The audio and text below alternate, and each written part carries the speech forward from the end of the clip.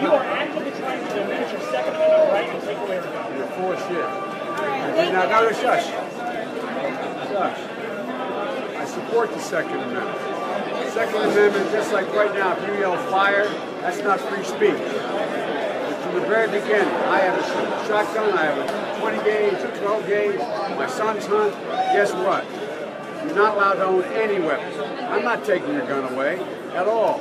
You need 100 rounds. So when you were in Beto and you said you're going to take our guns, I did not say that. That's not true. I did not say that. Video. It's a viral video like the other ones they're putting out that they're simply a lie. Your voice, you said that you're taking the gun. Oh, he just clarified it. Wait. Take your AR-14s and what? Okay, this is not okay. Hold on. Hey, let's get Don't tell me all day, pal. There's a lot of guys wanting.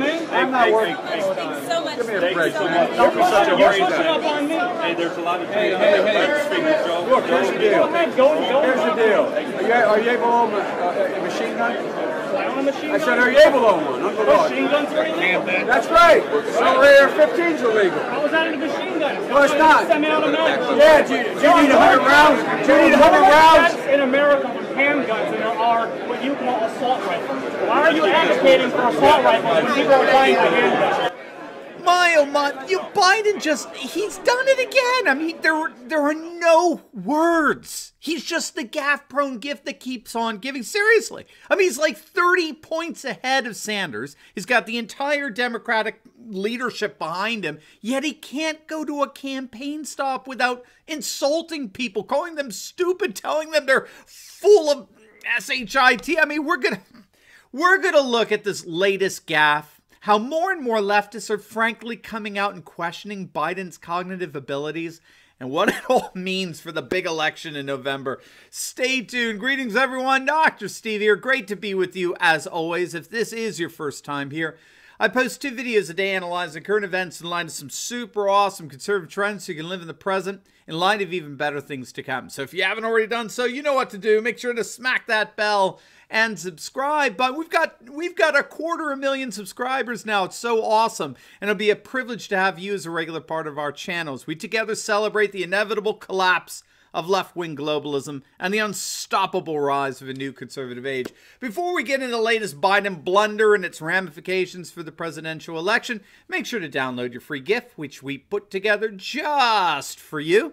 We're calling it our Fake News Antidote. It's a compilation of over 20 different news sites that I go to each and every day for my information. You can download it completely free at the link down below in the pinned comment section. I think you'd really enjoy that resource. And finally, many health experts now agree that consuming collagen is as crucial as it gets to renew and revitalize how you look and feel. It's being touted really as the greatest supplement to ever hit the market. It can do wonders for reducing wrinkles and strengthening hair and nails, supporting healthy pain-free joints, reducing cellulite, and even boosting metabolism and dropping those unwanted pounds. But did you know that most collagen supplements do not actually work at all? I mean, like literally next to no benefit. So I encourage you to watch the free video at my site, healthwithsteveturley.com, or just simply click on the link below to learn about how to go about choosing the right collagen for you and the proper way to use it. That's healthwithsteveturley.com. All right, you ready to dive in here? Joe Biden was visiting an auto plant under construction in Detroit, Michigan. That was just today. Several workers surround him to talk about his positions on the political issues of the day. So one of the guys came out and said that Biden was actively trying to diminish our Second Amendment right to keep and bear arms, which is a perfectly reasonable assertion, and he reminded Biden of this, that Biden just a week or so ago claimed that Beto O'Rourke, the guy who said, hell yeah, we're going to take your AR-15s, yeah, that guy, he's going to be heading Biden's task force on gun control. So perfectly reasonable assertion. He reminded Biden of that. What was Biden's response? He responded to all this by insulting this guy, this union voter. He told him that he was full of shit. And when another one started to talk, he's told him to hush, hush, and then said he fully supported his Second Amendment rights, but not when it comes to AR-14s. Oh, man. It obviously meant AR-15s. He clarified that later. But yes, the danger to America, the new danger is AR-14s. And then when things didn't quite go so well for Joe, he freaking challenged the guy to a fight. He called him a horse's ass and challenged him to take it outside. I mean, you can't make this stuff up. Look, I'm going to say it very bluntly. I think Bernie Sanders is still in this race because he knows Biden is so gaffe prone that he's literally one major gaffe away from imploding his candidacy. All right. That's why Sanders is still in this. Sanders is biding his time before Joe really sticks his foot in his mouth. So much so that everyone admits he couldn't recover from it. But you remember it was just a few weeks ago that Biden accused another voter at one of his rallies that nobody attends of being a lion, dog-faced pony soldier. You remember that? So this is why we have to remember Biden is a disaster, but he is the favorite choice of the Democrat leadership. And there's a, there's a reason he did so poorly in New Hampshire, right? If you think we're just talking a month ago in February, right? This great white hope to restore the Obama golden age. He fell to an embarrassing 5th place in New Hampshire. Okay, no candidate for the presidential nomination has gotten 5th in New Hampshire and went on to win the nomination. And for good reason. It's because they're unelectable. All right. The only reason why Biden will most likely be the exception to that and get the nomination is simply because of the rise of Sanders. Sanders rose to a prominence that made it look like he was going to run away with the nomination. And the Democratic establishment panicked. They saw Warren is fading, having no chance. They saw Buttigieg fading. They saw Klobuchar's having no chance at all. So they went with Biden. And what appears to be the clear rationale here is that the Democratic leadership would rather lose the general election while maintaining the establishment leadership with Biden than lose both with Bernie. That was Rush Limbaugh's assessment, and I think it's basically right. That's what he said after Super Tuesday. The Democrats have decided to go ahead and lose the general election with Biden, but win in terms of keeping the establishment in power in the Democratic Party than if Bernie had won the nomination, because then all bets are off. The nominee is the head of the party. The nominee is the CEO of the corporation, and he or she gets to decide who occupies the leadership positions. And Sanders has already made it absolutely clear that were he to get the nomination, Obama's people and Clinton's people are out. You would have a full-blown radical takeover of the Democratic Party. Remember, Sanders is not a Democrat. He's not a member of the Democratic establishment. Were he to get the nomination, he would in effect take the Democrat Party over. And the Democrat Party, like the Republican Party, right? The Democrat Party is a corporation. It's a private corporation with a leadership hierarchy, CEOs and all.